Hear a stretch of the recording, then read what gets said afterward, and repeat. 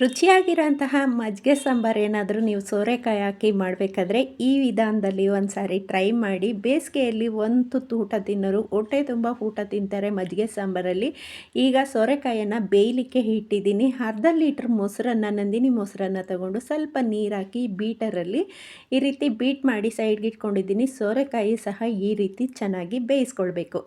ಈಗ ಅದೇ ಪಾತ್ರೆಯಲ್ಲಿ 2 ಟೀ ಸ್ಪೂನ್ ಎಣ್ಣೆ, ಸಾಸಿವೆ, ಕರಿಬೇವು, ಒಂದು ಚಿಟಿಕೆ ಅರಿಶಿನ, 2 ಈರುಳ್ಳಿಯನ್ನು ಹೆಚ್ಚಿಟ್ಕೊಂಡಿರೋ ಈರುಳ್ಳಿಯನ್ನು ಹಾಕ್ಕೊಂಡು ಚೆನ್ನಾಗಿ ಎಣ್ಣೆಯಲ್ಲಿ ಫ್ರೈ ಮಾಡ್ಕೊಳ್ಳೋಣ. ಸ್ವಲ್ಪ ಉಪ್ಪನ್ನು ಹಾಕಿ ಸಾಂಬಾರು ಪುಡಿ, ಬೇಳೆ ಸಾಂಬಾರಿಗೆ ಬಳಸುವಂತಹ ಸಾಂಬಾರು ಪುಡಿಯನ್ನು ಹಾಕ್ಕೊಂಡು ಸೋರೆಕಾಯಿ ಬೆಂದಿರೋಂತಹ ಸ್ವಲ್ಪ ನೀರನ್ನು ಹಾಕ್ಕೊಂಡು ಈಗ ಸಾಂಬಾರು ಪುಡಿ ಹಸಿ ಸ್ಮೆಲ್ ಹೋಗೋವರೆಗೂ ಸ್ವಲ್ಪ ಫ್ರೈ ಮಾಡಿಕೊಂಡು ಬೆಂದಿಟ್ಕೊಂಡಿರೋಂತಹ ಸೋರೆಕಾಯನ್ನು ಹಾಕಿ ಸ್ವಲ್ಪ ಬಿಸಿ ಕಮ್ಮಿ ಆದಮೇಲೆ ಬೀಟ್ ಮಾಡಿ ಇಟ್ಕೊಂಡಿರೋಂತಹ ಮೊಸರನ್ನ ಹಾಕಿ ಸ್ವಲ್ಪ ಕೊತ್ತಂಬರಿ ಸೊಪ್ಪು ಹಾಕಿ ಮಿಕ್ಸ್ ಮಾಡಿದ್ರೆ ಮಜ್ಜಿಗೆ ಸಾಂಬಾರು